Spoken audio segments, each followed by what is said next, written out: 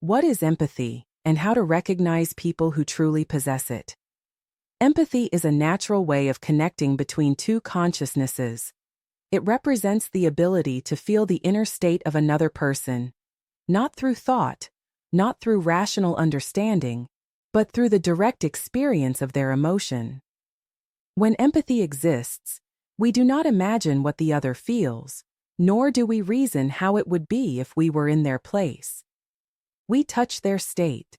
We feel it as a living reality that exists independently, without mixing it with our own emotions.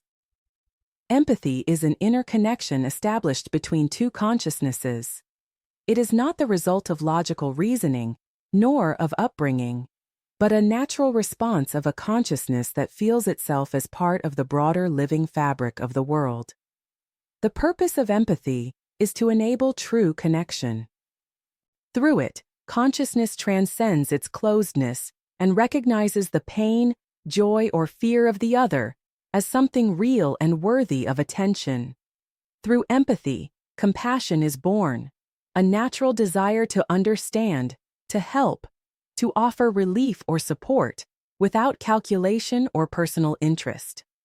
At the same time, empathy does not mean complete flooding by the emotions of others. When empathy is healthy, a person feels what is happening in the other, but knows that the emotion belongs to them, not to themselves. However, if a person lacks stable control over their own emotions, they can be overwhelmed by the feelings received through empathy.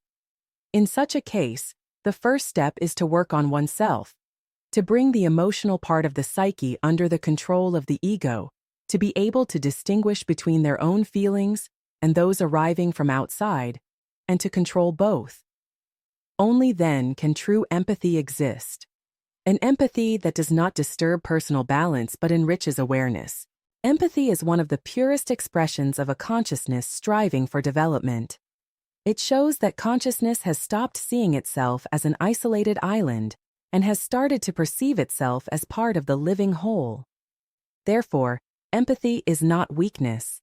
It is the foundation of human nature, the ability to recognize the reality of the other without losing oneself. Although empathy is a natural ability of consciousness that feels itself as part of the world, not every person has developed this ability. There are people who are not capable of empathy, not because they are evil, but because their consciousness has not yet built openness toward others. The most common reason for the inability to feel empathy is seeing other people as objects, not as beings equal to oneself. When a person looks at others only as means for their own needs, for attention, success, power, or pleasure, their consciousness becomes closed in the circle of self-interest. There is no door through which the emotion of another could reach them.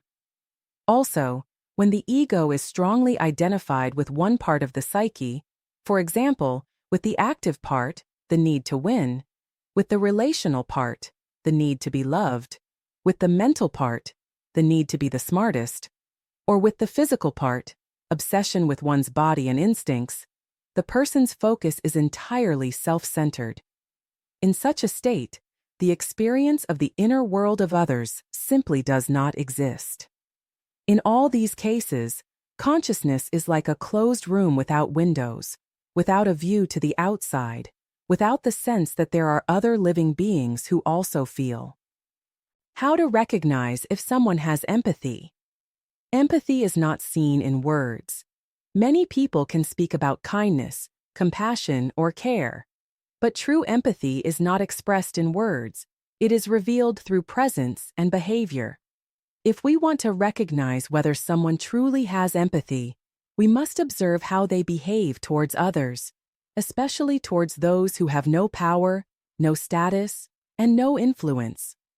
One of the first signs is the instinctive reaction to suffering.